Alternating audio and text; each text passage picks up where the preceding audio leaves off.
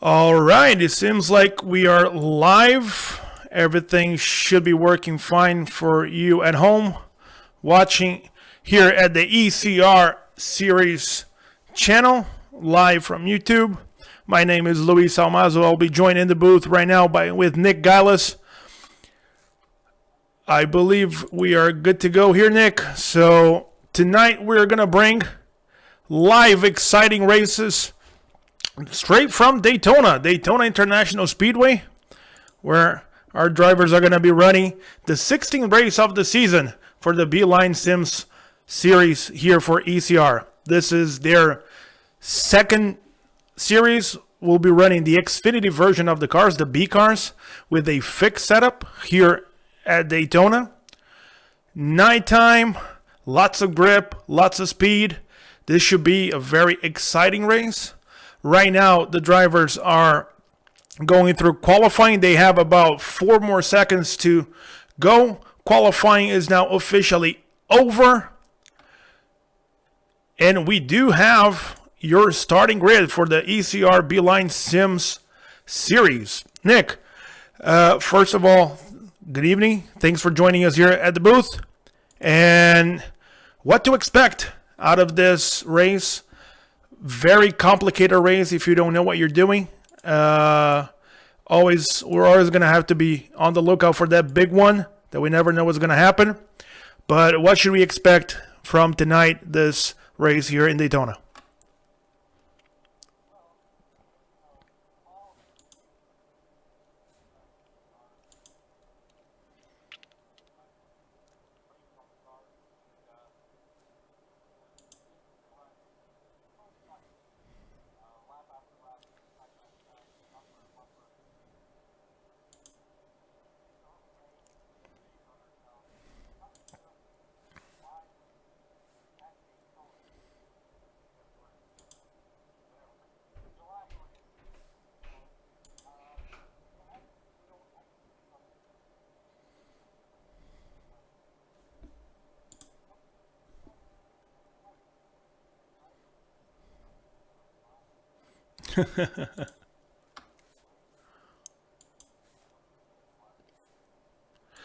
Well, if we take a look at our starting grid, you guys just saw it on the screen. Aaron Berge is going to be starting on the pole. I am lucky enough to have a sub driver like Aaron putting my car on the pole position. So I told him to go out on the track, take the number 4 machine out for a really good spin. He did just that. Awesome lap by Aaron Berge starting on the pole position here tonight. He will be followed by, let me just make sure that I have all the information. Anthony Titchener driving the number 86 machine tonight will be starting second. Matthew George will be starting third. Jameson Miller will be starting fourth.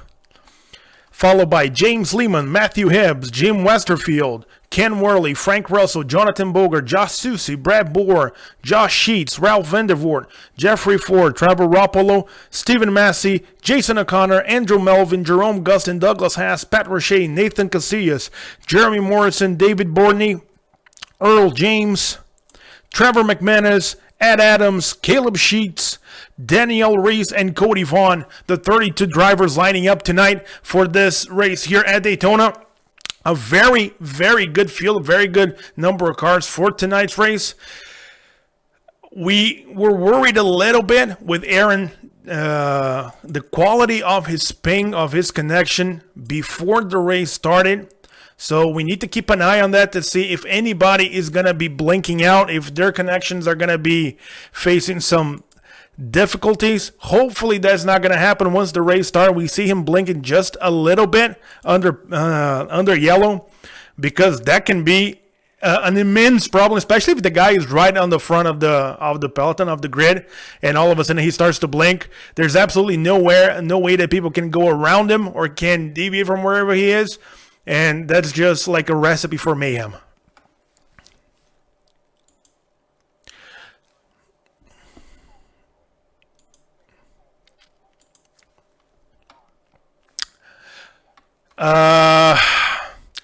I'm going with the Reverend. I'm going Josh Sheets, number 57. I think tonight's the night. I think tonight's the night that he's going to break through.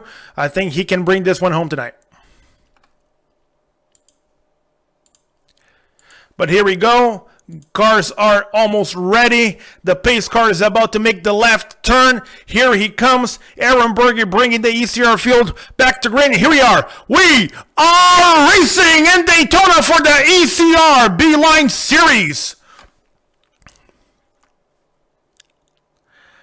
So far, a very, very clean start by everybody. Everybody's still keeping side-by-side positions here in this very first lap.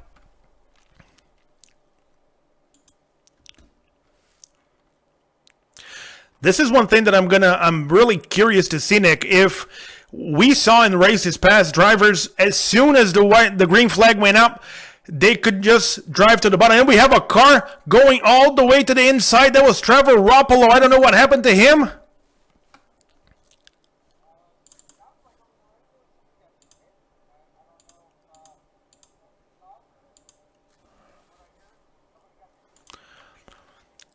Well, we're still going green. No yellow flags, nothing happening at this point. The entire field is still running pretty much in one big pack. We're going to have to keep an eye out to see what happened to Trevor and see if he can rejoin back if a caution comes out or anything like that.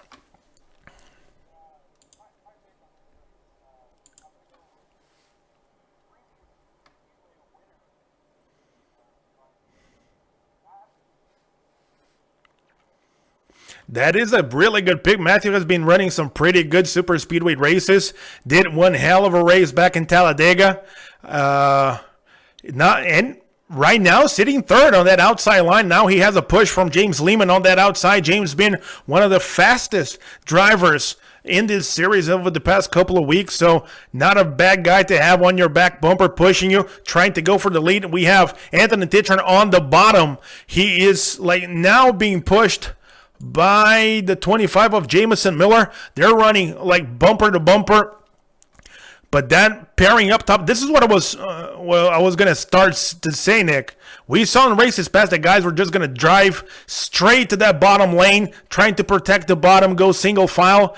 Apparently, from what we saw during the practice time, the whole thing, you can run the top. You can have multiple lanes going on this track with this, the night settings, how cool the track is. You can have a side-by-side racing, which opens up a completely different set of circumstances because you can have a run on the outside depending on your strategy, depending on who you're running with, and all of a sudden that outside line can just push you to the lead.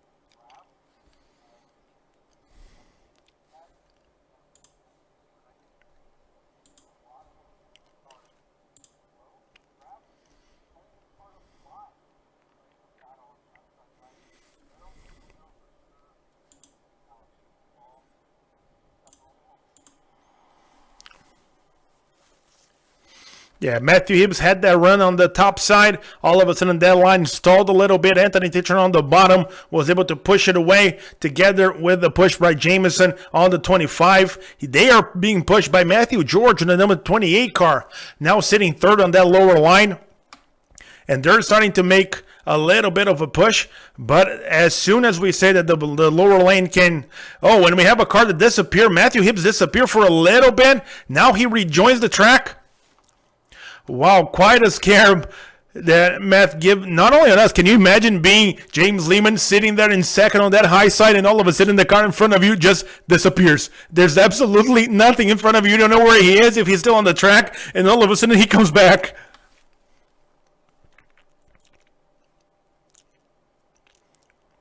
You know, Nick, one guy that we can never count out, it's sitting fourth on that outside line, that number 81, Josh Susie.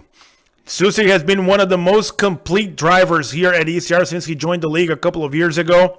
Won a race a couple of weeks ago, I think was in Pocono, using different strategies, staying out, battling for position, even with a car that was torn up. And that type of mentality of never giving up, no matter if the car has damage, has some bumps, some bruises here and there, just keep your foot on the gas, trying to get as much as you can. In a race like this, that if you are in the middle of the pack, if you have someone in front of you, someone behind you pushing, that can be a difference at the end of the race. If you can keep your car competitive, still running, that can pay dividends by the end of the race. And he's going to get freight trained.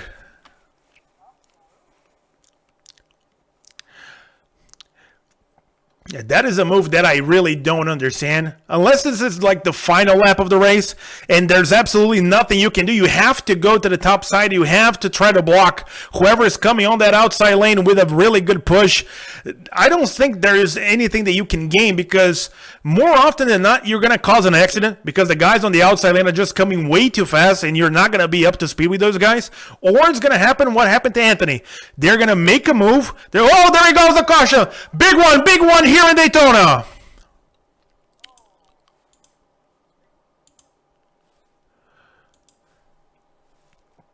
Let's go back. I believe the whole thing started actually with Anthony.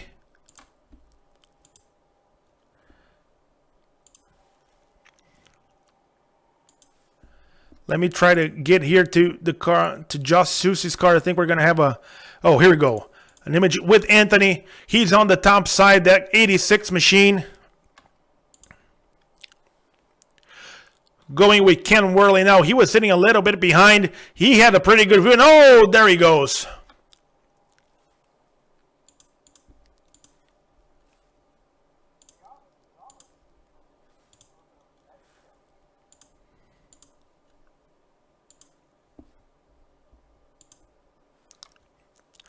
Yeah, Anthony came pretty close to Josh Susi. I don't know if they actually touched, but that's where the whole thing started, because Susi goes around and then all of a sudden all mayhem breaks loose.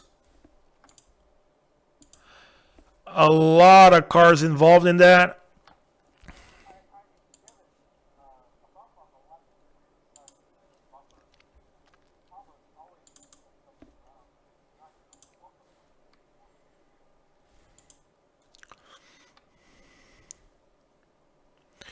Well, a lot of guys going to the pits, a lot of damaged cars. We're going to try to figure that out as soon as we can. Who has damage, who doesn't.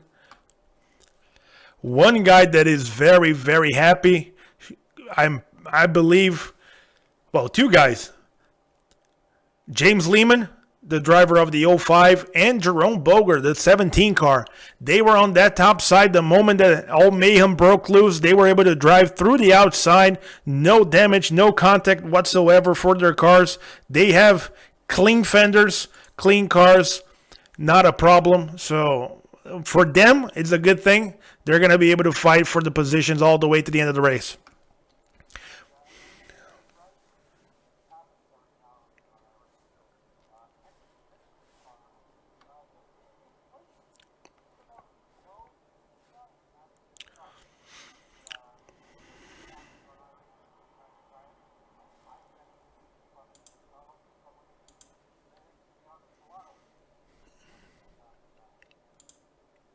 Yeah, we had a camera pointing to the exit of the pits, and we saw Anthony pitted right in front of us, and we were able to see that.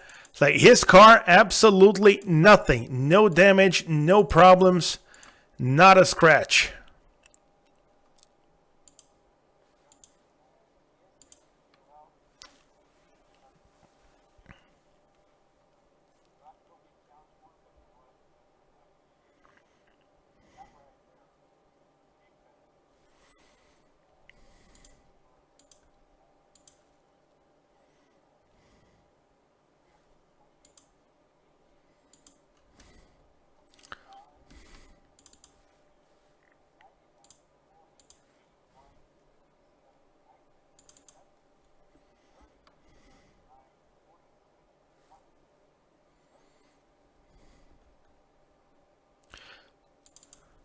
Well, your favorite and my favorite, they're both in the pits. massive damage to both cars. So let's just say that both our picks, I don't think we gave them the necessary luck, Nick, to to really go for the win here. I don't think we helped them at all. Yeah.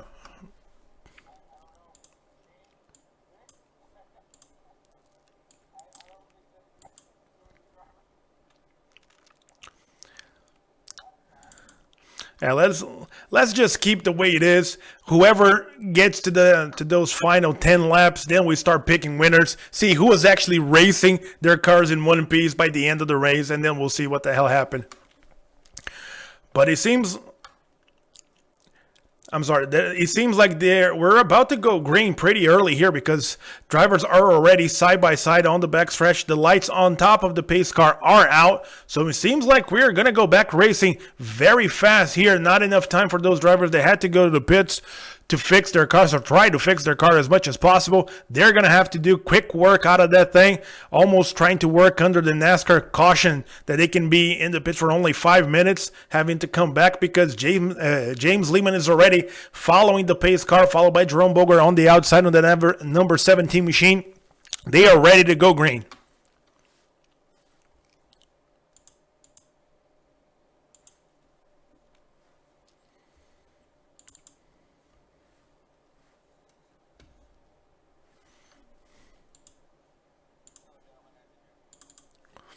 Hey, Ed. Well,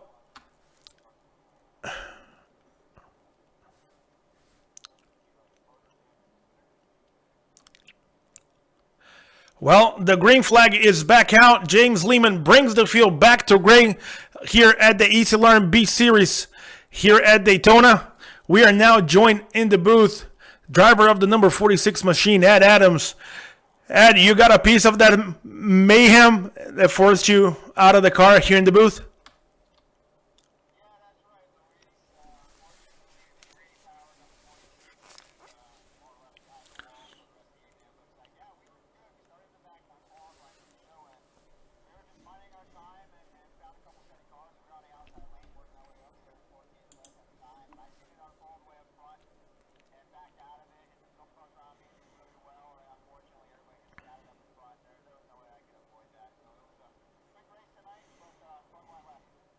Well, at least while the car was running in one piece, it was a pretty sweet paint job you put together, you and the crew. So I'm looking forward to watching that car on the track. Hopefully next time is going to be from the inside of my cockpit. So hopefully we're going to be having a chance to run that paint scheme that you guys put on the track another time. You're welcome to be in the booth with us. Me and Nick Giles are here watching everything from up top here in the broadcast booth from ECR. We saw that major wreck happening. We saw from every angle. A lot of cars got together on that thing. A lot of drivers were able to just drive around the outside. Were able to avoid that massive mayhem that happened in the middle and in the bottom lanes. The guy that is happiest right now under the helmet, James Lehman, driving away and bringing the field to complete lap number 13, entering lap 14 right now. You were on the track, Ed. Can you give us a little bit of a description how the car was handling here tonight for us? Seems like the car is pretty drivable. Night conditions, the track's not that warm or anything like that. You can pretty much drive that thing around wherever you want, right?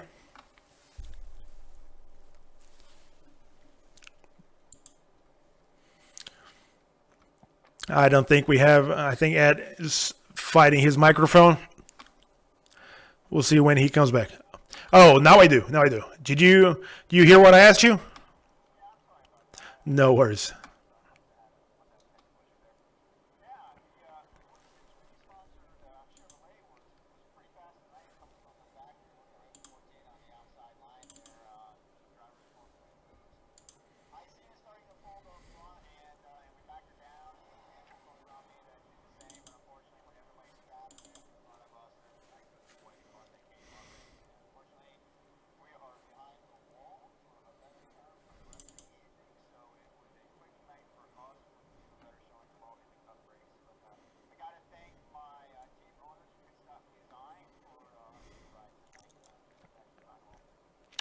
Well, better. Well, better luck next time. Pretty sure you're gonna be fine following the races. You're welcome to be here in the booth for the rest of the night if you want. All good, not a problem.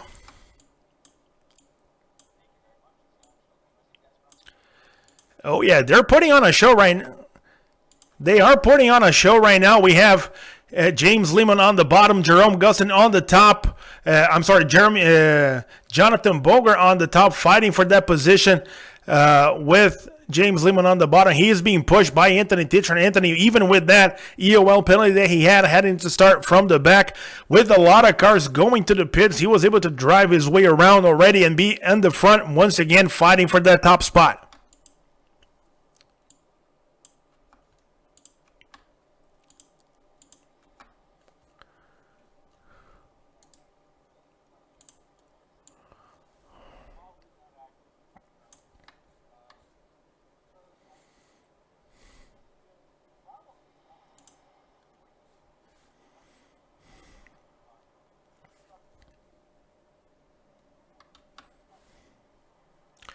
Yeah, we have that first pack, I believe, from James all the way to the 25 right now. They're pulling away from the rest of the pack, whoever is still on the track.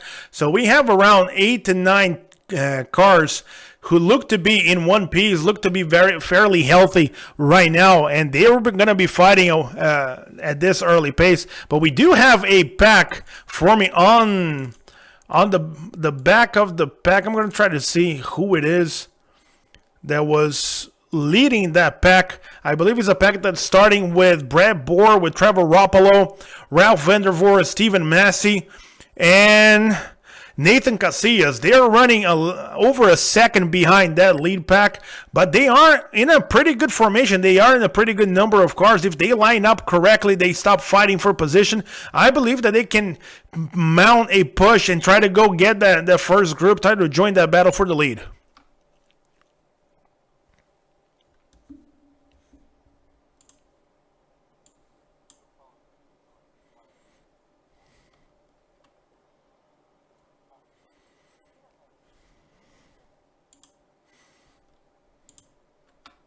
Not a problem, Nick. Not a problem. We've all been there.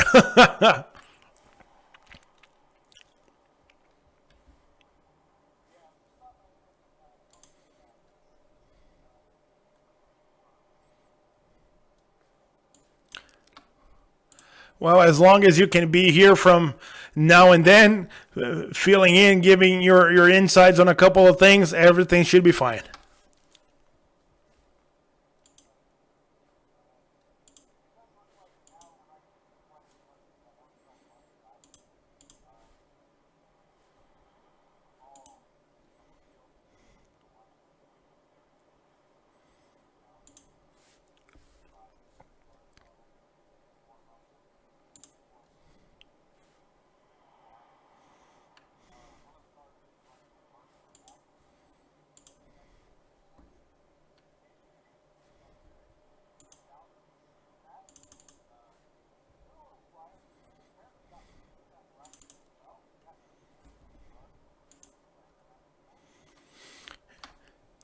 Hey, hey, Steven is a pretty smart driver. He's driving the number 97 machine.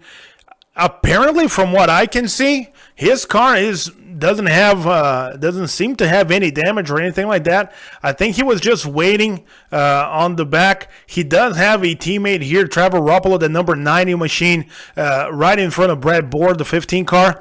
He and Steven, they are teammates. So probably when that green flag came out, they try to get together on the track, see if they can do a little bit of teamwork, move to the front. Now that they got a couple of more guys with them, it happened like we said. They form one single line, were able to just draft with each other, and they are now already behind the 25 machine of Jameson Miller, the last guy that was on that front pack, and they're now in one single pack, all of them in one big draft. Hopefully that can be the pack that's going to be fighting for the positions all the way to the end of the race.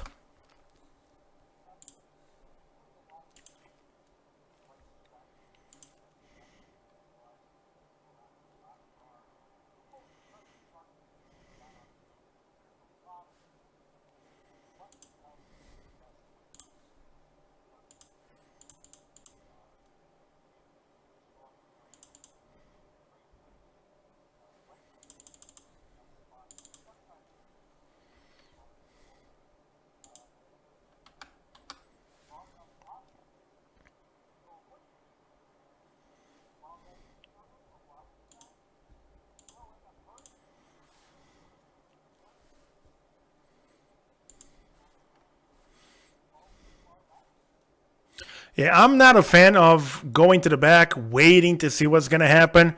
My belief is always like, if there's going to be a wreck that you're going to be involved, no matter where you are. Like, bad luck is going to get you no matter where you're sitting. So, you know what? Run as hard as you can. Of course, if you have a strategy, try to keep the strategy, try to keep the head on the game, seeing when you're going to pit, who you're going to race with. Don't do anything stupid, but go race. Like, go try to be in front. Even professional drivers like Dale Jr., like, the reason why I want to run on the front of the pack the whole time is because then I can control what happens to me. If no one's in front of me, I can control where I go. I can control whatever happens to me. And if something happens, it's going to happen behind. So I'm a true believer on that strategy. If I can be in the front, no matter where, up top, on the bottom, it doesn't matter. That's what I want to be.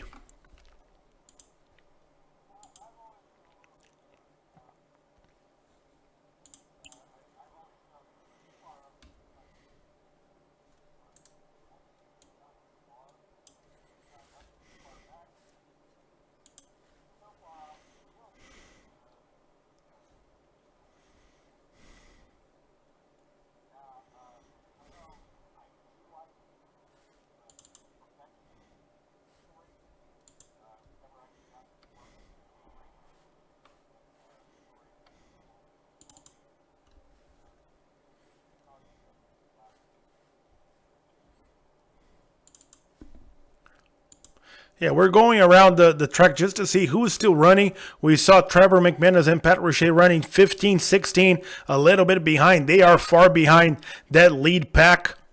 They are already one lap down. Another car one lap down is Tony Diamond on the 47 machine. We're going online with him just so you can see a little bit of what the driver can see here at Daytona with the lights going through the front stretch.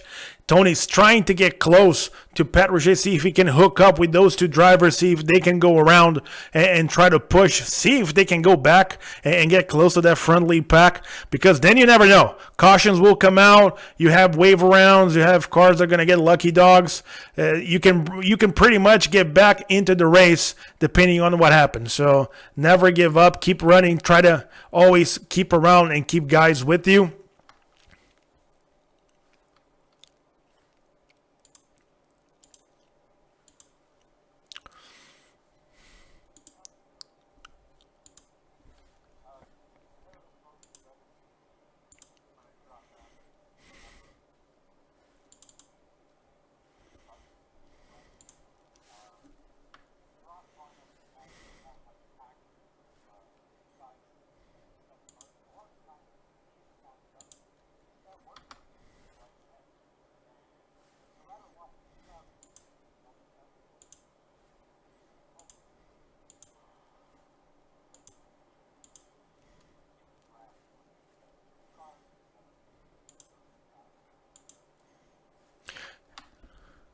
Yeah, Nick, one thing that is now surprising to me, that group that made their way back to the front pack, they're now falling back behind. Aaron Berge seems to be the last guy on that lead. Oh, we have a car in the wall. The 17 car is in the wall.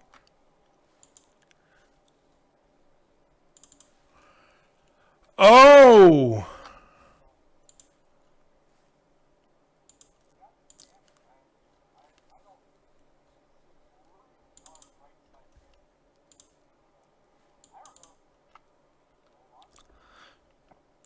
Well, and look again that something happened that involved Anthony Titchener. He was pushing the 17 machine, entering turn number 3.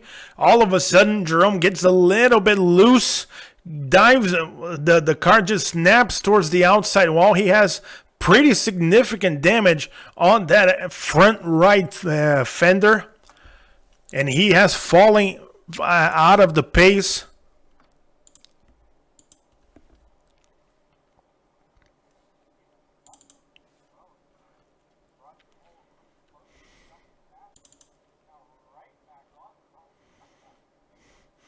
Yeah, that front group had to lift. They had to take their foot off the gas. And all of a sudden, those guys that were coming less than a second behind, now everybody's back together. One big pack.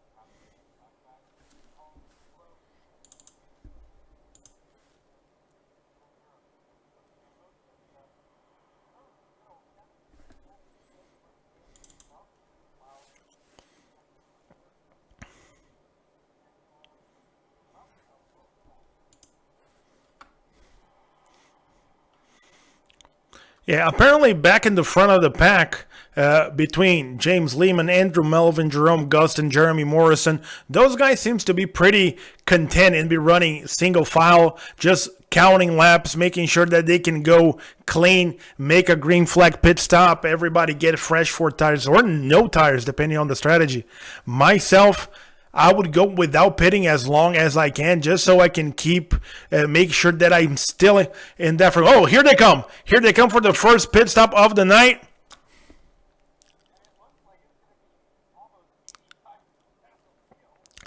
Wow, a massive group of drivers diving into pit road.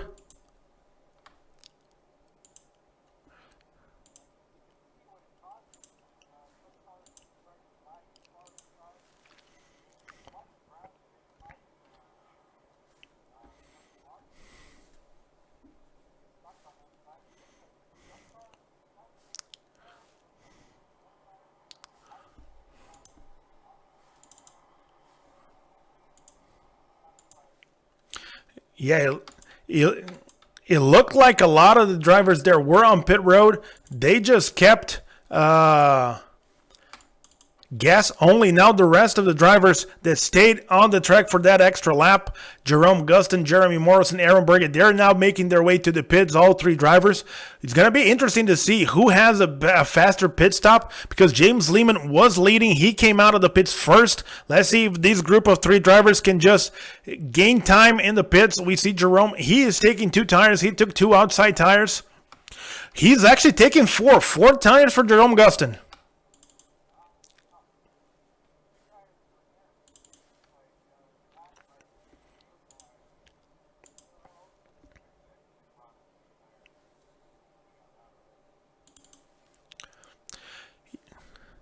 Yeah, we see the pack on the front stretch. They are coming by. Those guys that pitted a lap behind, they already went their way by Jerome Gustin.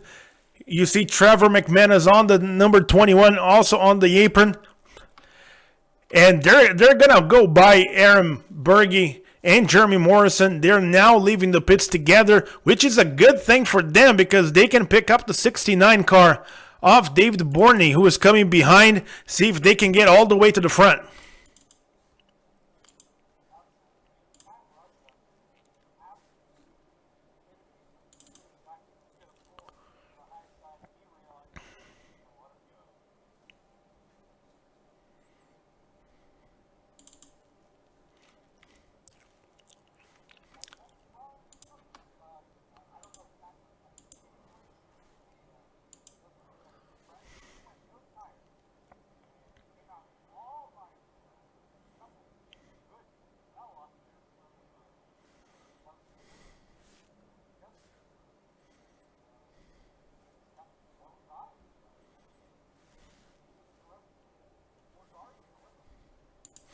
Yeah, sometimes it's just like the communication when you're pitting. Sometimes you're trying to get around with guys. You're talking on the track. You're talking on the radio. Hey, we're going to take 2 tires. No, we're going to take no tires. Oh, my God, what are we going to do? And then communication just get completely broken down. And when you pit, when you come out and like, oh, my God, I have no one is with me. What do I do? So it's always a complicated thing. But, Nick, so go ahead.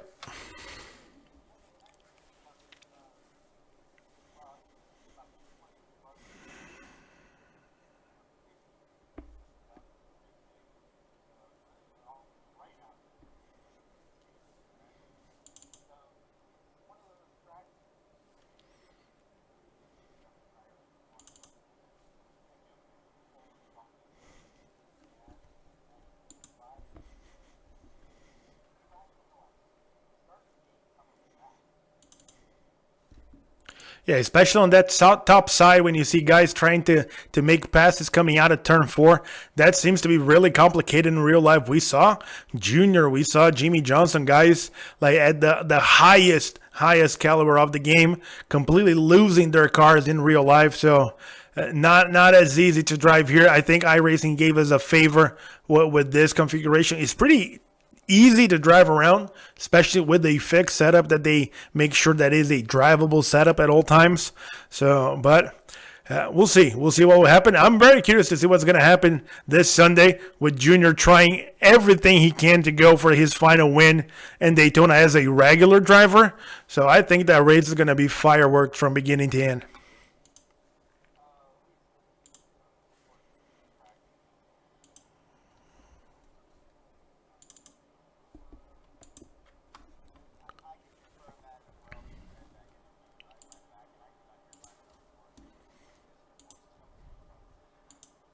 Huh.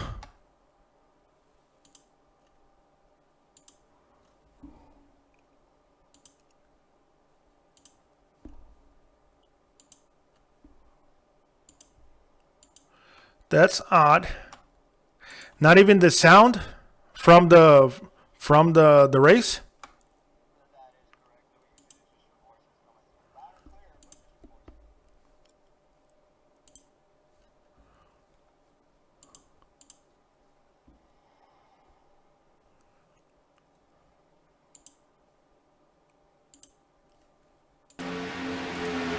All right.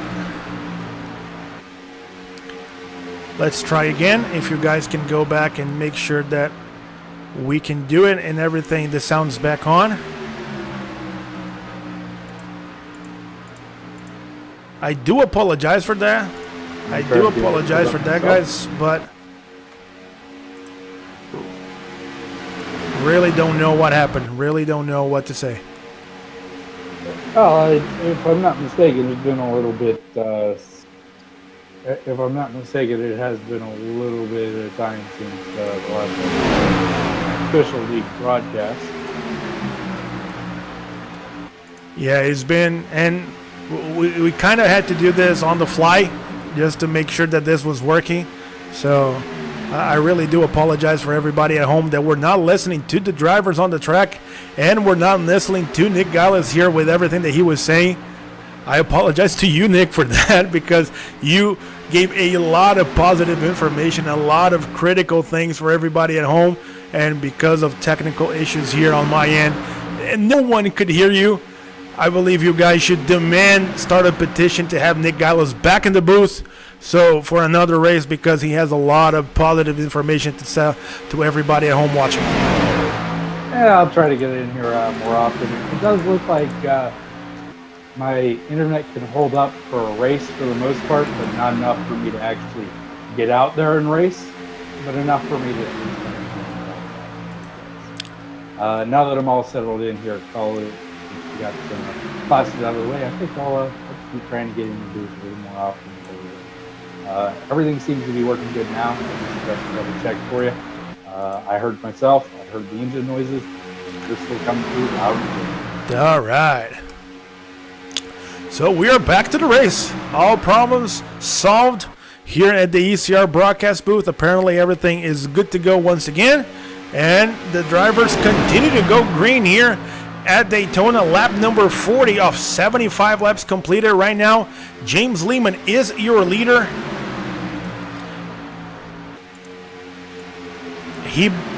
He now brings Trevor Roppolo in the second place. Trevor, with that sequence of pit stop, him and Stephen Massey, they were running on that second pack throughout that first initial green flag run, made their way to the front, and both cars from the same team, so they are teammates. They're running second and fourth. Brett Bohr, another driver that was running on that second pack, followed them to pits, made sure that stay on the same strategy, came out and is now pushing. And two guys that fell a little bit behind, but because of the help from Pat Richey, the number 13 that you were talking about, Nick, that guys at home didn't listen. Pat came out of the pits by himself, no help. All of a sudden, he was able to hook up with David Borden, the number 69, and they made a really good push towards the front of the pack. They were able to catch that front pack, those leaders, those five cars, and they are now in the hunt, especially David Borden, who is on the lead lap, but Pat Richey also now back in the race, because if a caution comes out, he is able to be that very first car with the lap down, and he's going to take that lap back, putting him right back into contention. Now, here is the million-dollar question right here.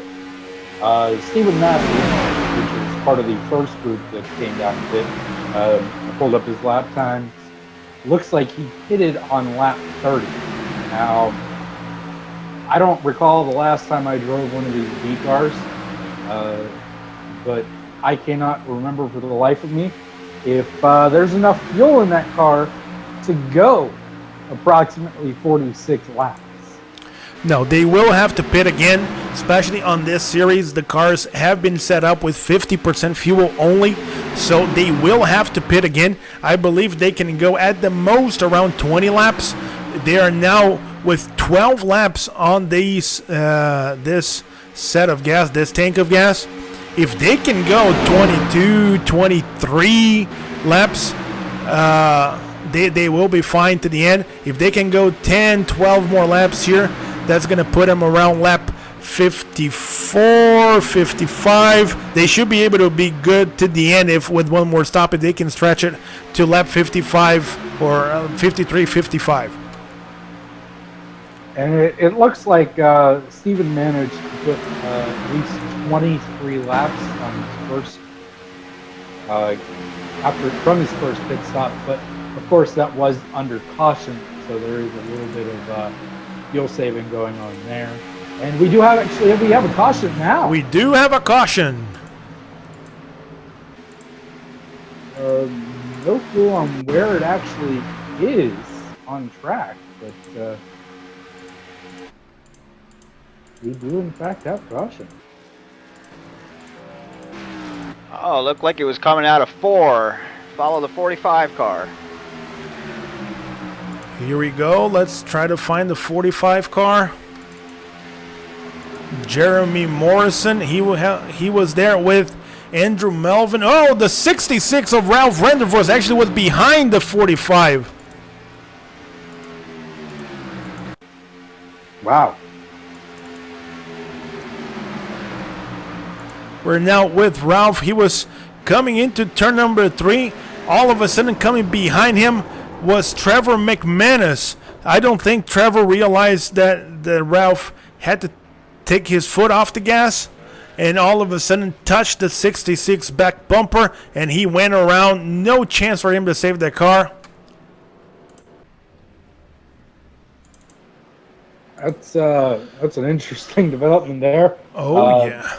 Obviously, not between contenders in the race at this point in time, but still, nonetheless, more cars out of this race.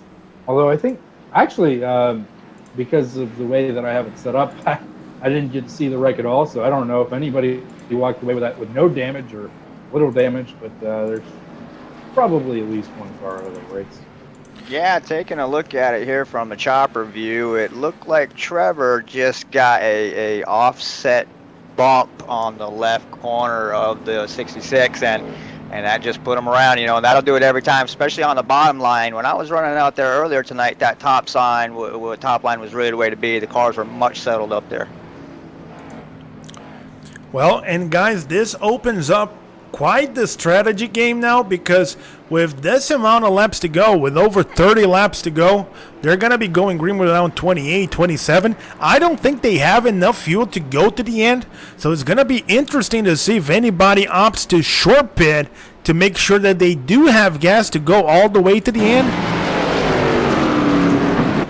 I think it'll be interesting. I think the better question is who's going to be hoping for a second caution to try to save enough gas.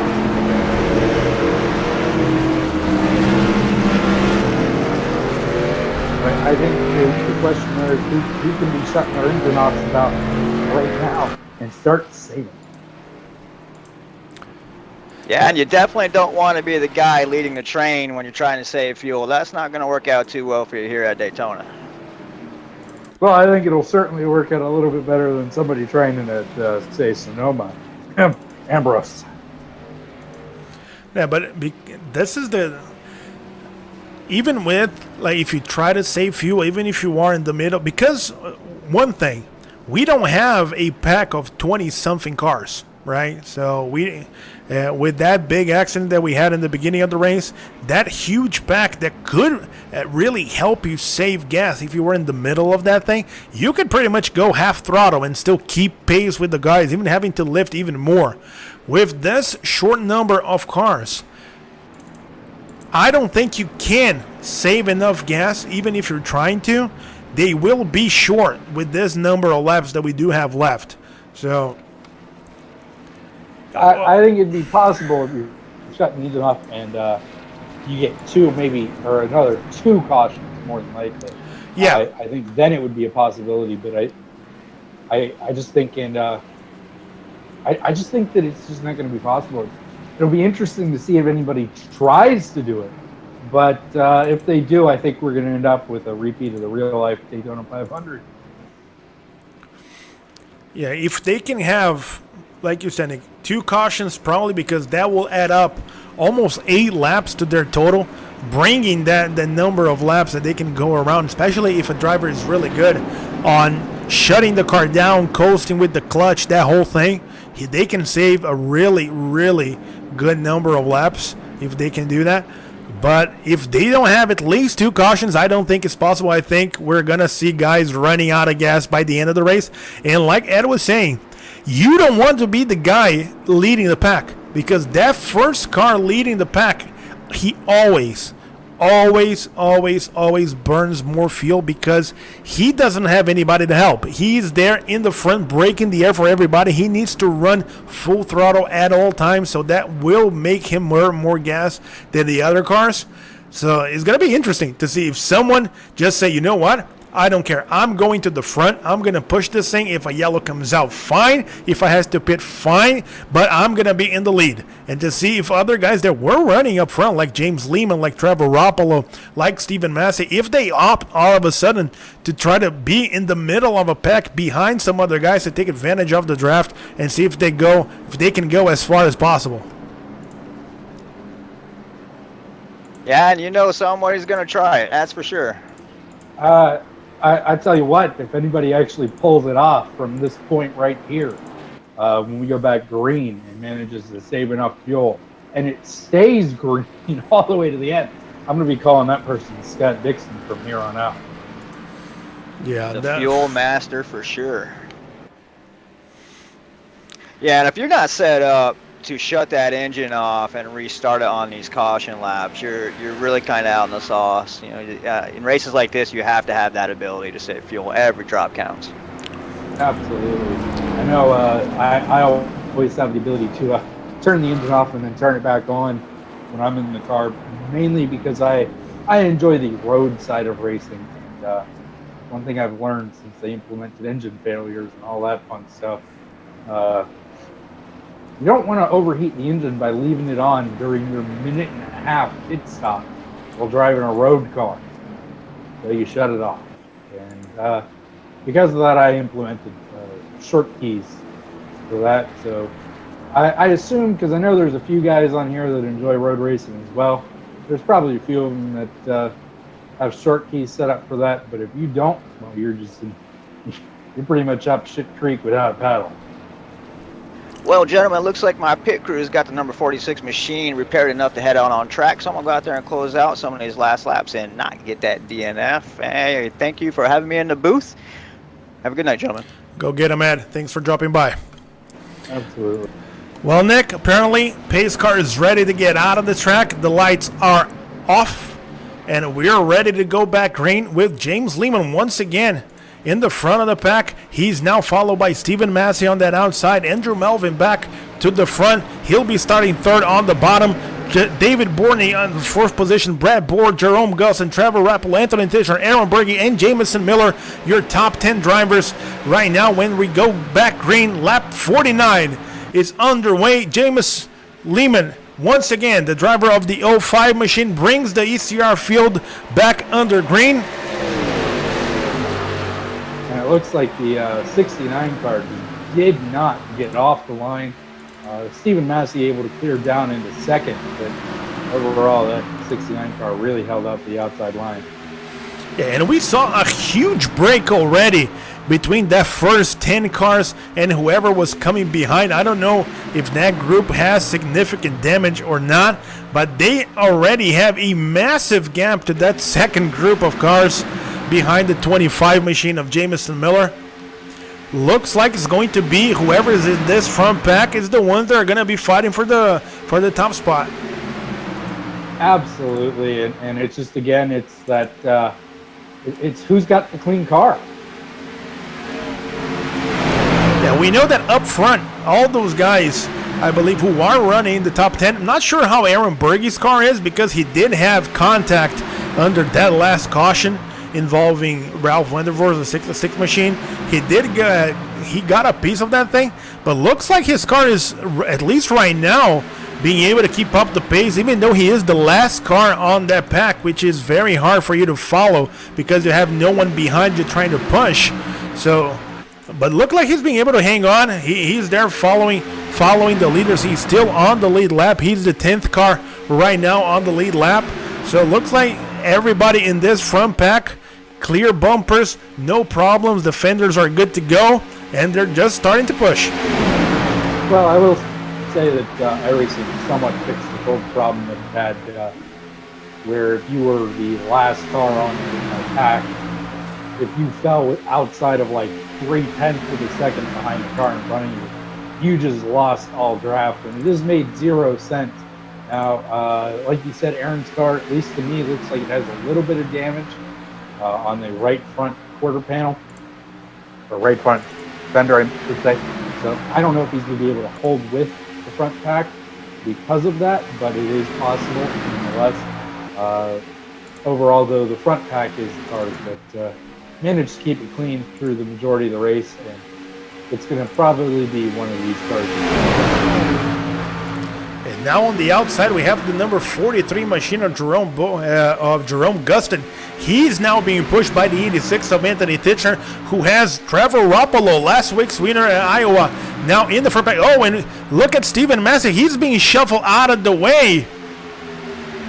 I actually believe that was a calculated move on Steven's part to go to the back of the group. I don't know if he's going to try to Scott Dixon or what, but he went back there on his own. He pulled down to the bottom below the yellow line on his own merit, and I think he's letting I believe it's 65 behind him, way by himself. Yeah, look like that. Now that you said it, he made his way to the bottom, let everybody by, then fell behind, tried to make his move to the top side, couldn't do it, couldn't make it stick. He was falling behind. All of a sudden, now he's behind the 25 machine, trying to push him back towards that lead pack. Like you said, it looked like this was a calculated move, trying, hopefully, right? This is what we were talking about, making a move to trying to save fuel, beat the last guy behind the pack, see if he can save a little bit. But I don't think he wanted to drop all the way back now, because now he has no choice. If the idea was for him to save fuel, and when we have David Borney diving to the bottom to be inside that big pack on that bottom line, if you are the last guy on that train, you have no choice. You have to keep your foot on the gas at all times, otherwise you're going to lose the draft.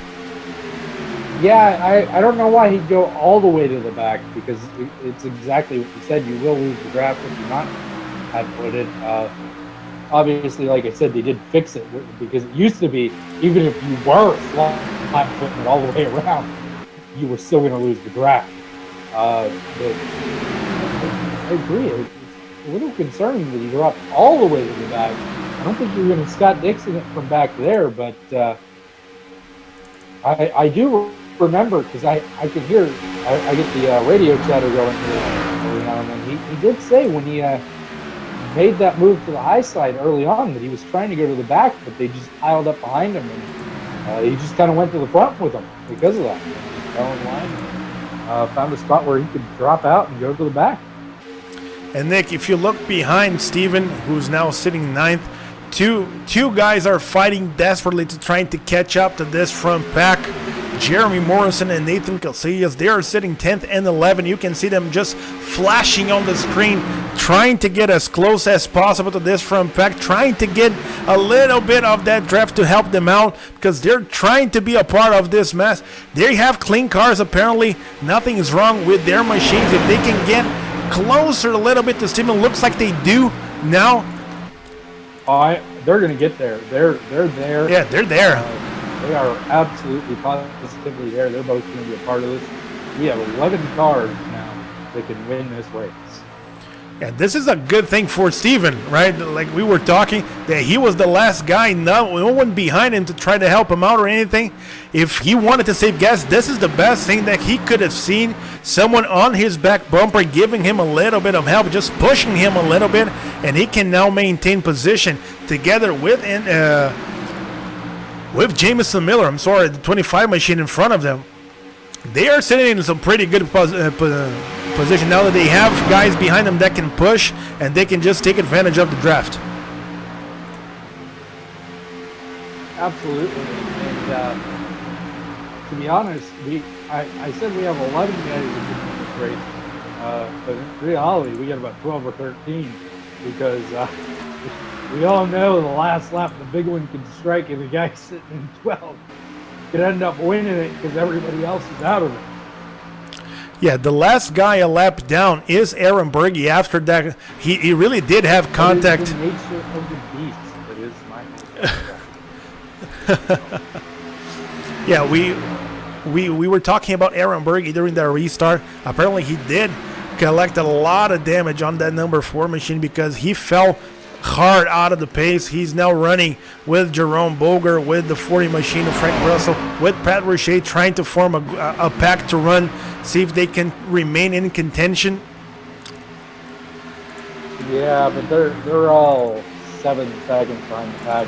I don't, and like you said, they got damage, and if one car in that pack got damaged, it's just not going to end up working out.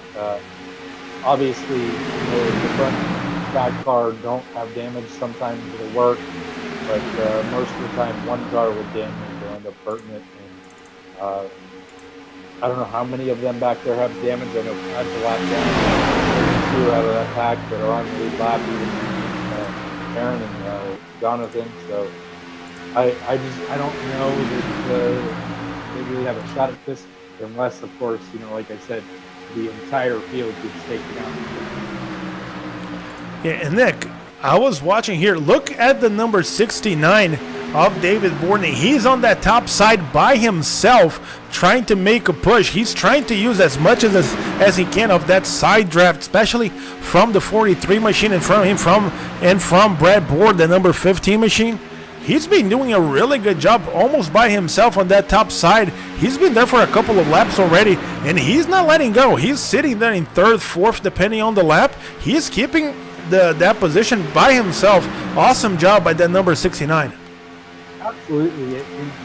There's people that I've seen in the iRacing community who'll sit there and vehemently say, oh, there is no such thing as side drafting in iRacing. It doesn't exist. Such and such and such and such, but I'd like to show them to that right there. What David can do on his own. I've seen it so many times. Yes, it doesn't always work. Oh, here they come. Here they come for pit stops. Sorry to cut you off, but we have a group of guys coming down with 15, 14 laps to go.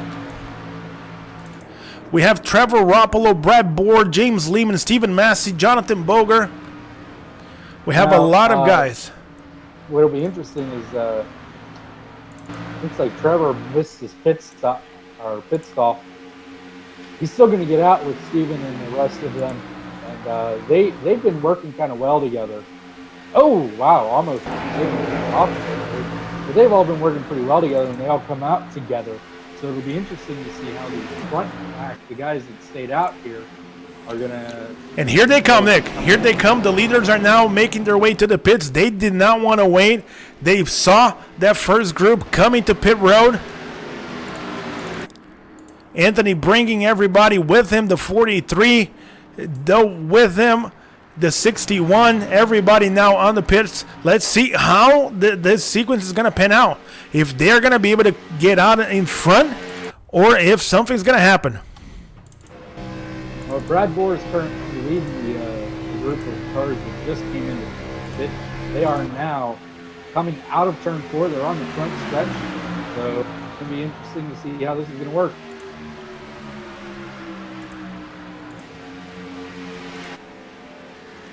You can see they just made it past the exit of the pits. They have a 5 tandem, and they're just going to blow by Anthony Tichern on the bottom. You see Anthony coming out of the pits. He was leading the race, and they're going to gain a lot of ground on that 86 machine. I don't know if Anthony got out of pit road first.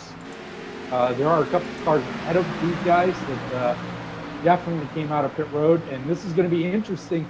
As we have here we go. We have a touch. We have a touch between the 15 and the 5. Oh, wow. Brad Bohr had to check up because they were coming in very fast behind the 25 machine of Jamison Miller. He was coming out of the pits. He had to check up. James Lehman was right behind him. I don't think James realized that they were going to have to check up that hard. Ended up touching the back of Brad Bohr's car, that back bumper. Brad made one hell of a save, keeping that car from going straight. But he now fell out of that pack. He was leading that charge to get back into the lead. He is now behind. I believe he's going to have to try to get together with Anthony, see if they can make their way back towards that front pack. Absolutely. And I don't think Brad Bohr got through there unscathed. Oh, we have a wreck. Big crash, big crash, big crash.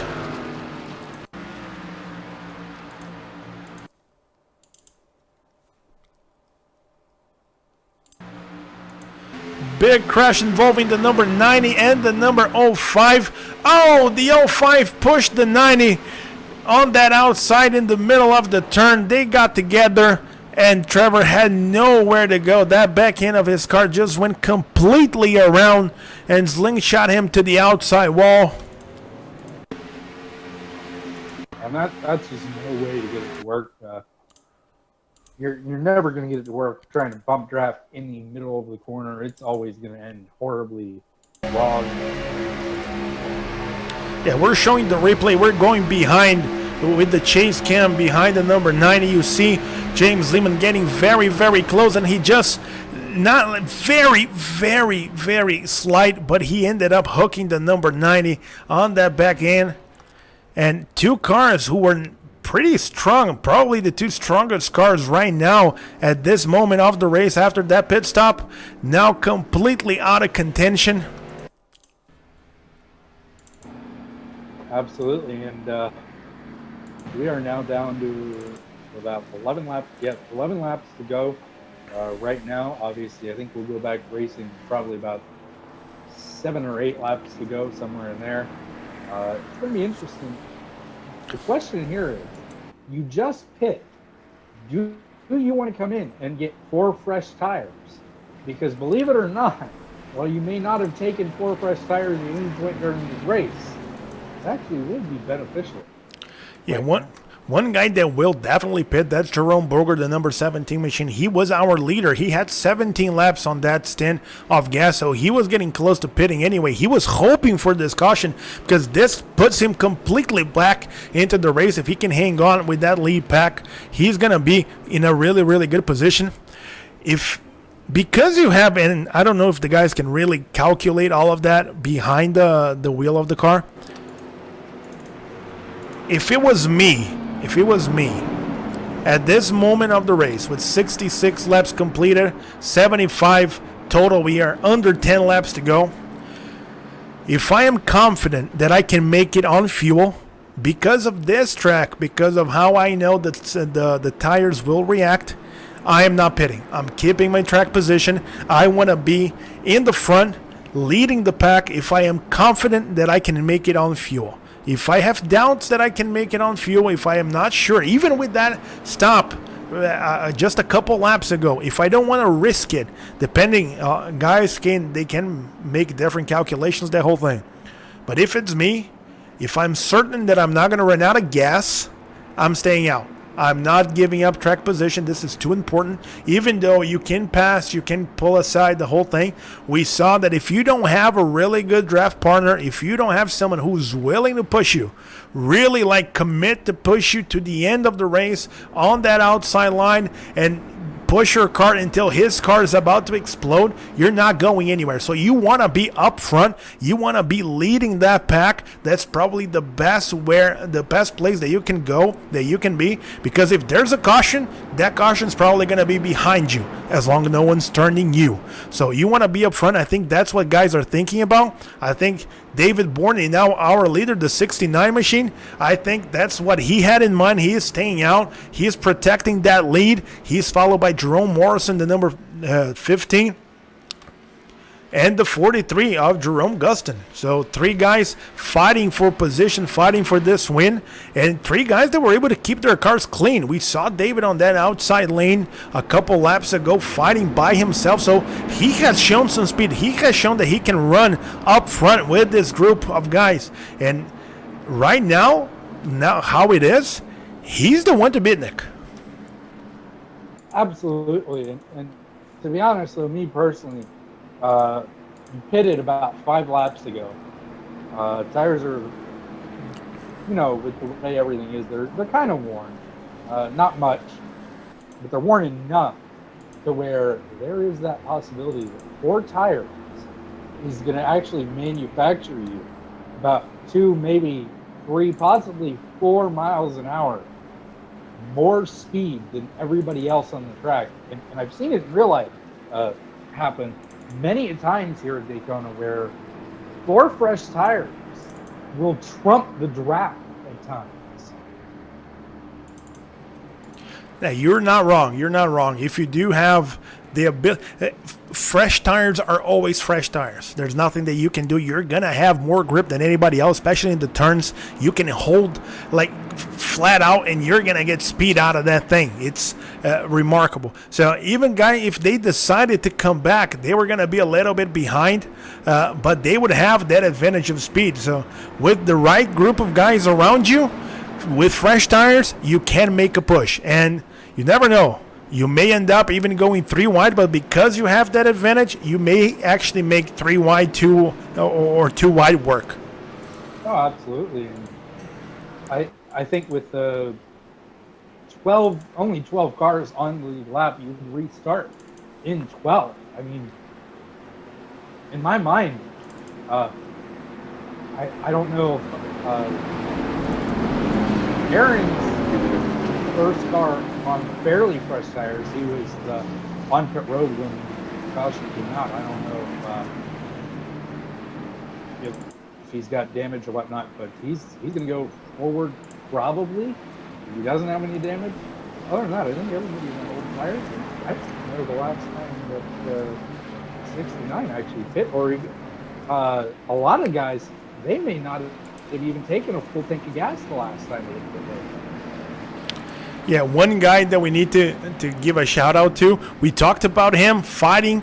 Pat Roche, that number 13 machine, is back on the lead lap. He doesn't have any damage, and he's going to be on that bottom line with the ability to go forward and now fighting. He was 2 laps down a couple of moments ago. Now he's back in the lead. Him and that number 20 machine of Nathan Casillas, who is fighting to get back into that lead pack, made it all the way. He's now sitting 4 from that bottom side, restarting 7th, I'm sorry. So he's side by side with Anthony. We know that Anthony has a fast car. If he didn't have any damage from those touches, he's going to be another guy that's going to be pushing.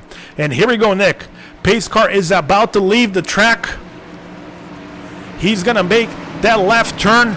Sharp turn into the pits. Here we go. David Bourne is going to bring the field back to green. He's holding a big stack up, a pile up behind. Guys have to take evasive action. We saw a lot of guys having to check up. But this is legal. He has the momentum. He has the control of the restart. The group is only supposed to go when he goes, and he can wait until the green flag comes out. That's what he did. I think a lot of guys were not expecting that. A little bit of gamesmanship being played, but he had every right to do that, and all of a sudden, he is by himself leading the pack with almost 5 laps to go.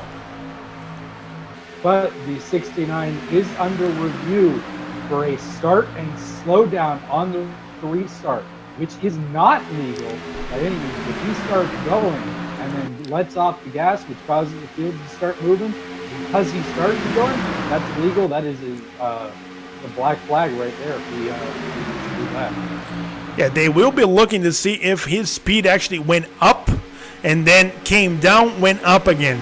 That's what the... Oh, here we go. The 69 is loose. A big push from the 43, and we have a touch. We have a touch. Another major crash. We have a caution. And there is another caution. They will, I believe, with 6 laps to go, they should be able to get going even with a green-white checkered with 2 to go.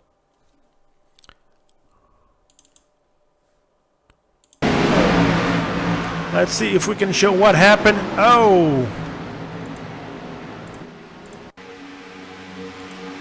Yeah, the 45 had to check up, had to take evasive action once the 43 and the 69 got together. When he did that, the guys coming behind the 25 of Jamison Miller had nowhere to go. Ended up hitting the 45 when the 45 went to the middle of the track.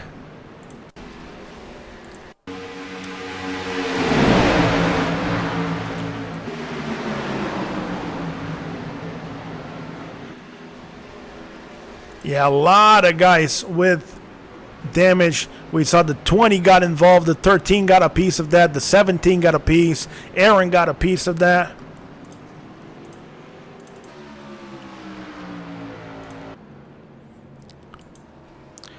The way that sits now, Nick, with 5 laps to go, the 43, Jerome Gustin, he is your leader. Followed by the 69 of David Borney. Even with that close call between the two of them, they were able to escape that mayhem that ended up causing that caution that happened behind them. The 97 of Stephen Massey seems to be the one car that got away, being in the middle of that huge pile-up that got away without damage on that machine. Followed by the 25 of Jameson, the 86 of Anthony.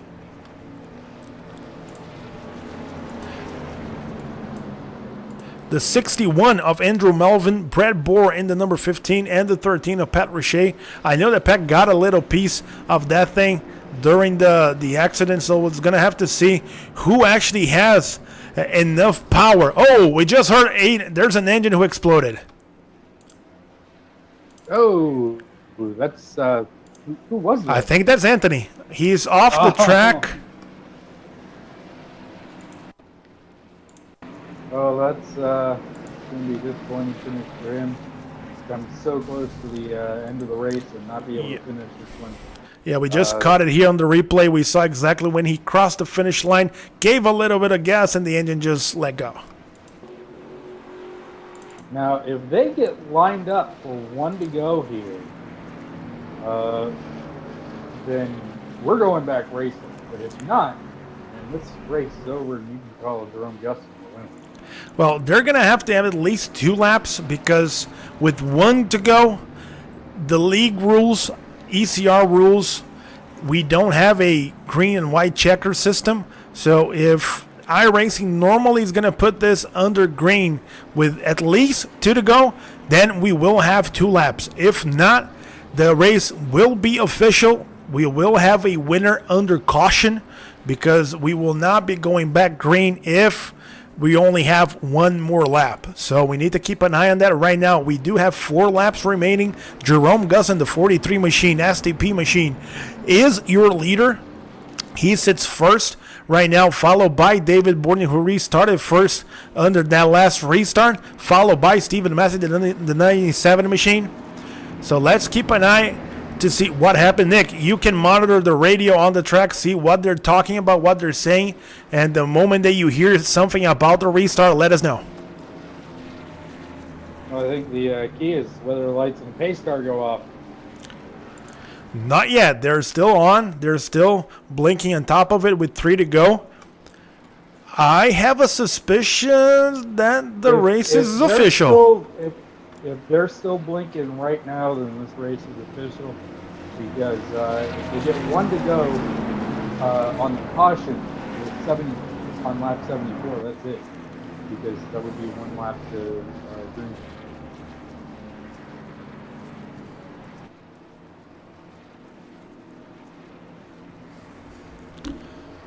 Well, that could be very well the case. We're still going to wait for official information or until we actually see happening on the track.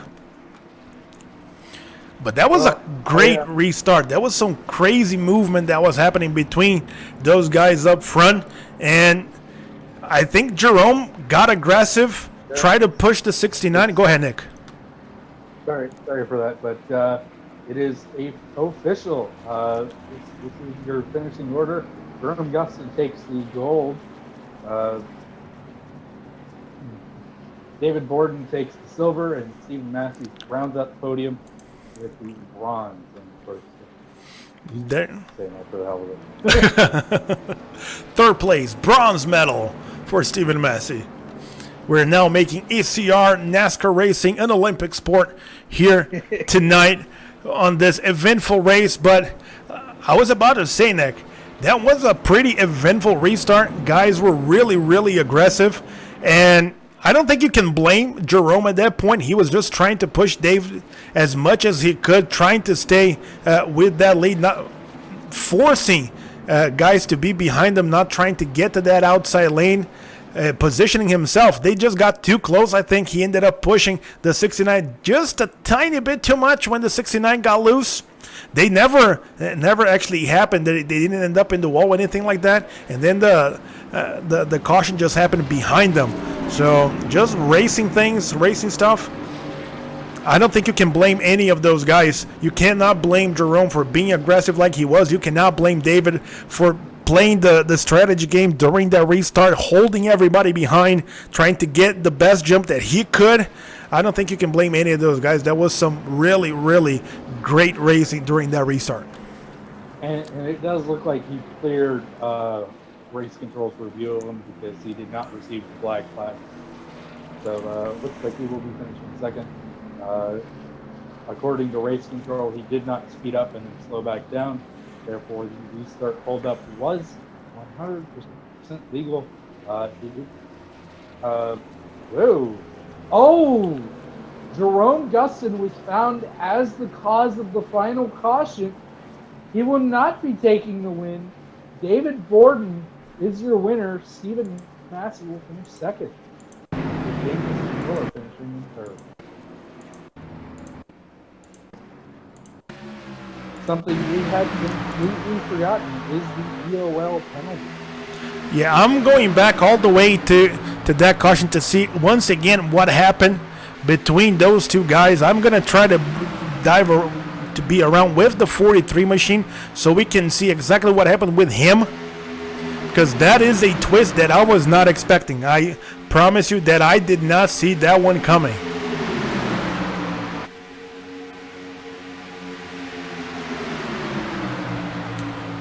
Because they come around the finish line and we see a couple of guys starting to make that outside lane work. Well, according to race control, it was small bumps to the rear of small bumps to the left rear of the bumper, which had caused cautions all night long and been the cause each and every time. According to race control, that was what caused the final caution. Wow. I have to be honest, I don't agree with that call because they never crashed or anything like that. And guys, everybody behind were able to check out with the exception of one or two guys. I don't think you can blame that on anybody. I think that was just racing at a super speedway and those things happen, especially at the end of the race. But that's just my personal opinion. Race control has a different view. They have the rule book in front of them. All of these guys came in with their rule books being accepted the rules, the whole thing.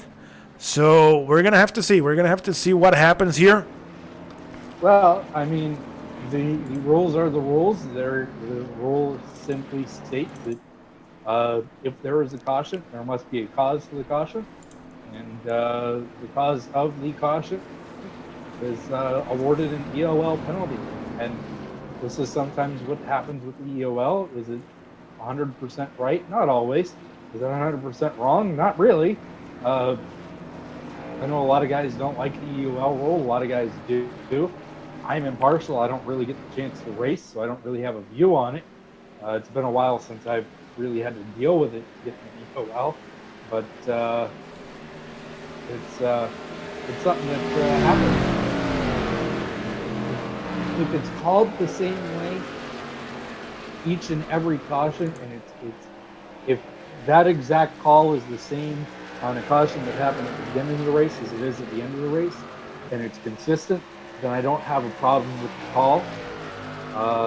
If it's inconsistent and that's the only time it was called, and yet it happened more times throughout the race, but yet somebody else was called for the cause of the caution, then I don't think it's right. But it was called that way all throughout the race. I do think that was a consistent call, and therefore the right call. Well, at least the fair call. Maybe not the right call. No, I think that they made a call, and that's always the policy of us. Follow exactly what race control is doing. They have a view from the top, and they made a decision. You may be on the short end sometimes, but it is what it is. Race control calls the race. It's going to break your way once. It's going to happen against you the other time. It is what it is. So with the official review, David Borden, the number 69, hold off to the win after that crazy sequence at the end. Stephen Massey come home second. Jameson Miller will be your third place finisher. Nick, if you can, find them here on Discord and try to find out where they are, because I cannot move people. See if they can join us here at the broadcast booth so we can talk to all three of our finishers. I know that David is on the main lobby. Well, to be just real quick breaking news, it did come over the radio that the admins, the race control admins, are in fact still reviewing the 69 incident on the restart. So the results are currently unofficial. If for whatever reason the 69 is given an EOL, he will finish 4th or 6th, and Stephen Massey will walk out of Daytona as a winner. Of course, this is if David is found guilty of speeding up and slowing down. And I'll see if I can't get the guys to come up here as of right now with the unofficial results, because we do not know when they will be official. 10-4, see if you can find where they are, if they can come to the broadcast booth to give us a little shout out so we can talk to them.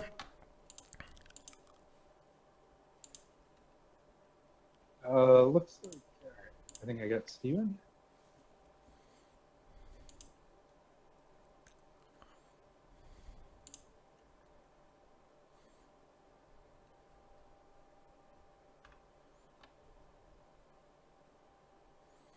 Yeah, I know that Steven's on his team, Redline Racing, with a lot of other guys.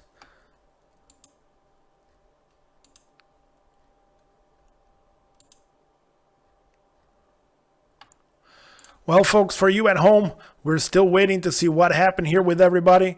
Nick Gallis is going to go try to get a word to those drivers so they can join us here in the booth. I cannot move them here in the radio. We do have a lot of guys in different channels talking to their teammates, talking with their crews.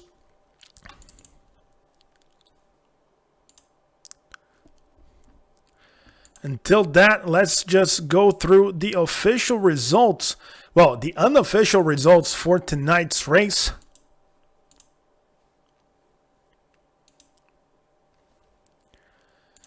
David Borden, driver of the 69 Chevy Camaro, coming home first. Stephen Massey, driver of the number 97 Ford Mustang, in your second place finisher. Jameson Miller coming home with a strong third place finish. Andrew Milvin in the fourth position. Brad Bowards in fifth. Jerome Gustin in finishing sixth. Nathan Casillas seventh. Anthony Tischer eighth. Pat Roche ninth. Jeremy Morrison rounding up the top 10. Jonathan Bogart with the 11th place finish. Aaron Berge 12. Jim Westerfield 13. Trevor Roppolo 14. James Lehman 15th. Doug Haas finishing up in the 16th position. Earl James 17th. Josh Susie 18th. Trevor McManus 19th. And Ralph Vandervoort, your top 20th car. Ralph did get the fastest lap of the race, 45.098. So he comes home with that consolation prize of being the fastest driver around the track tonight. The rest of the field, 21st position for Jeremy Ford, 22nd for Tony Diamond, Frank Russell, 23rd. And then the results just move along. But you can find the entire results inside the ECR page at www.ecrleague.com. You can find the ECR Beeline Sim Series tab with all the information, the entire calendar, the entire races, and the entire setup for everybody who was here tonight. The official results are going to be there, as well as our Facebook page. Search for ECR League on Facebook, and you can talk to everybody. You can see the final results. But while the results are still being posted, are still being worked on, we're going to talk to our top 3 here tonight. Let's start by talking to the number 25 tonight, the number 51, but running the 25 car here tonight, Jameson Miller. Jameson, do you got a copy? 10-4. Well, you ran up front most of the race. You had moments where you fell a little bit to the back of that first pack, had to battle your way around after pit stops, the whole thing. Had a pretty good position when that final sequence of crashes at the end, that final restart. You were in really good position. You had a chance to really push the envelope, trying to go for the win. Tell us how your race went. How was it tonight to be in the middle of this crazy pack of guys fighting for positions? And congratulations once again for your third place finish. Yeah, it was pretty wild. It was nice starting up in the front, especially my second start in the Beeline series. Just had that first wreck just kind of damaged my car and gave me trouble all night. But it was nice being back up there towards the end and have a shot at it. Well, we saw that a lot of guys had some problems with the cars being hooked up. Every time that someone got way too close, there was a problem with someone getting turned around. Was that an issue for you tonight at any point, or the guys that you were racing around, the guys that you coordinated around, they were pretty spot on when to push, when to follow along with the draft? For the most part, I felt like everybody was playing it smart, wasn't pushing the issue, and I knew when to back off and when to get back on it, because I didn't want to cause a wreck. So, yeah, I mean, for the most part, everybody, I thought, played it safe. Well, congratulations on your third place finish. We'll give you the space to thank whoever you want to thank. Send the message that you want to send here from Daytona, your third place finisher, Jameson Miller. Yep, I want to thank Josh Susi and Ronnie Norman for letting me drive that 25 tonight. It was pretty fast. And Beeline series, man, it's a fun series racing. Well, there you go. Jameson Miller, our third place finisher. Jameson, congratulations again. Thanks for talking to us. Nick, can you try to see if you can bring Stephen Massey down here for a quick interview? I know that he is on the main lobby now. Hey, look at that. I can move people. All right. Okay, so another thing to... Hey, Stephen, this is Louise in the broadcast booth. You got a copy, bud? Yes, sir. Sorry to cut your chat with the rest of the guys back up in the main lobby after the race. We just wanted to give a quick word in with you before we call it a night. Just walk us through this crazy race, this crazy sequence on the restart. Let us know, how was it from inside the cockpit of your Ford Mustang? You were able to dodge most of the problems around the night, kept that car pretty clean, coming home with an unofficial second place finisher. They're still reviewing a lot of stuff to the end of this race. Just let us know how your race went.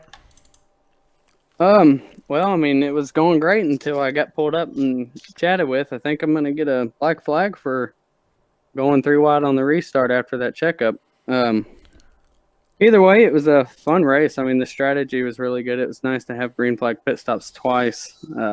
Me, my teammate Trevor, and then we did a couple car zags and got Brad and Nathan Casillas to work with us, and I believe the 05, and it worked out pretty good with the pit stops. We were going to come out really good there at the end if it stayed green, but overall, I mean, it was a fun race.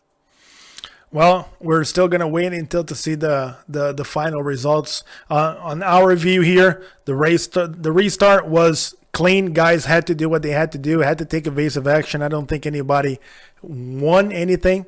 And from David being on the front, keeping his decision of keeping everybody under the speed until he decided to go, everything was green. Guys need to learn that can happen. But it is what it is. We'll keep an eye out for the official review. We'll give you the floor to thank anybody that you want to thank. The floor is yours. Unofficial second place, an awesome race by Stephen Massey, driver of the number 97. Well, yeah, thank you. First off, I want to thank you for putting on this broadcast last minute, and you've done a great job. I know it'll be great. I can't wait to go back and watch it. Second, I'd like to thank Trevor, Nathan, James, and Brad Boer for working with us all together tonight. And that's all. There you go, buddy. Go talk to the guys upstairs. Make sure that everything is clean, and can't wait to get back to race with you guys next week or the week after. Congratulations once again on the second place finish, Stephen Massey, driver of the number 97. And Nick, I believe we have the unofficial official winner tonight, the number 69 of Dave Bordney. Dave, you got a copy? Yeah, 10-4. All right, you restarted first on that final crazy restart. You hold your own. You had the right to choose whenever you guys wanted to go, but you have that entire restart box to decide when you go green until the green flag comes out. You held everybody behind, did whatever you had to do, kept it clean, no penalties for you for that restart. And then ended up getting a little bit of contact with Jerome Gustin, who was trying to get by you, trying to push you the whole thing. Just walk us through inside of your cockpit how that whole sequence play out, the whole thing when you were behind him. Then he got black flag, then you got the win. Just walk us through what happened, that final crazy laps behind your wheel, the 69 of Dave Bordney, the great winner tonight here in Daytona. Yeah, I was definitely watching my speed, and my whole plan was to go when it went green. I wasn't going to go when the pace car went down. I knew everybody was going to be antsy to go, so I was purposely holding it back. And then when it went green, I went. And I think it was after the next lap was going into turn 1, I believe. And Jared, the lap before was it Jeremy? Was on my bumper. He gave me a little push on the turn. I got a little bit sideways on that, and I caught it. But on the next turn, as soon as we hit that turn, it looked like he went up a little bit, and that caused me to spin, go down to the apron, and come back up. But that whole thing caused a wreck behind us. But just a racing deal, pretty much. Yeah, you saw that was just the moment. Couple laps to go. The guys were just trying to be in the best position possible. We even said it here in the booth that to us, that whole sequence was just racing deal. Guys just trying to be as aggressive as they can. No one actually put the bumper to anybody on purpose or anything like that. So it was, to me and Nick up here, of course, we're not race control. We're not the admins. They're going to make their call. But to us, it was a pretty great deal of racing. Everybody trying as best as they could and using every trick in the book to be up front. So congratulations once again. I'll give you the floor to thank whoever you want to thank. I believe this is your first win at ECR? Yeah, 10-4. I started, I think, 2 weeks after Daytona this season. When I came into the league, and I've been taking it easy. I haven't really gotten on it too much, but in this track, because I race on the Cup is my series, so I wasn't like pushing too hard. But love this track, love Talladega, just like everybody else, and just everything worked together. And I was with Anthony, trying to push him up to the lead, for a few times, and we got him up there, and then the caution came out, and that put me up, first, and I like to thank Pit Start Racing and Joey Stats and ECR for putting on an awesome league. Therefore, well, congratulations again. We now have a new winner, Nick, to the Hall of Winners here at ECR. David Bordney, driver of the 69, put on a show tonight. Was the only driver on that top side that managed to keep pace with everybody on the bottom. Then found his way around the pit stop sequence. Restarted first. Awesome race for him and an awesome result. I want to thank you, Nick, for being here at the booth. with me, giving not only all the knowledge that you have on for the virtual racing world and the real racing, helping out, calling out the strategies, keeping an eye and ear on the race on the radios, letting us know when guys were pitting, all the decisions that were happening. So thank you for being here with us. Any final thoughts from you in regards to this race or anything that we might expect even for the real race on Sunday? Well, usually I'd be getting ready to go to said race. Sadly, out in Oklahoma now, but it's going to be a lot of fun, I think. Should the weather be permitting, as it is in the state of Florida, I think it's part of the reason they moved it to the night event. There used to be a lot of years where the daytime would get rained out because in the state of Florida, it decides that around 3 to 5 o'clock every single day, just about on average, you can expect some rain. And the temperatures do not drop off much. You would think they would, as it is nighttime. It doesn't. Florida does not like that. It likes to stay hot, likes to stay humid. You are pretty much right on the beach in Daytona. It's about maybe 5-10 miles from the beach, the side of the old beach track. So all of this has been playing into what is going to be a wild night on Saturday, and then an even wilder night on Sunday. Correction, on Friday and Saturday nights. It's going to be a lot of fun to watch, and you're going to see a lot of red, white, and blue out there too. Let's not forget about that. That's for sure. Well, and there will be a lot of fireworks in the sky come the end of the race, as that has become a tradition for the night race. I can better believe there's going to be probably just as much fireworks on the track come race day. Yeah, I think every junior fan is going to be out there strong, pushing. Hopefully, he is going to be able to put a show for everybody. Pretty sure the race is going to be awesome, not only for the Cup guys, but the Xfinity as well, as they always are. Once again, I want to thank you for being up here with me. I want to apologize to everybody at home once again for that problems at the beginning of the race, that we didn't have the sound of the cars or even the sound from Nick when he was giving his initial thoughts and his information. So I apologize for that. Hopefully, the second half of the race, you guys were able to enjoy. And I apologize for our overlay being in a different language. We do a little bit of broadcast for different languages as well from my home country back in Brazil. So I apologize for that being on a different language. If you were able to follow along, I'm pretty sure you were. The next couple of times that we are here, we're going to have everything situated without much of a problem. And hope you enjoyed the race for ECR Beeline Sims Series here at Daytona for the 16th round of that series. On behalf of ECR League, my name is Luis Almaza, together with Nick Gillis. I thank you all. Hope you enjoyed the broadcast, and I'll see you guys on the track on the next time.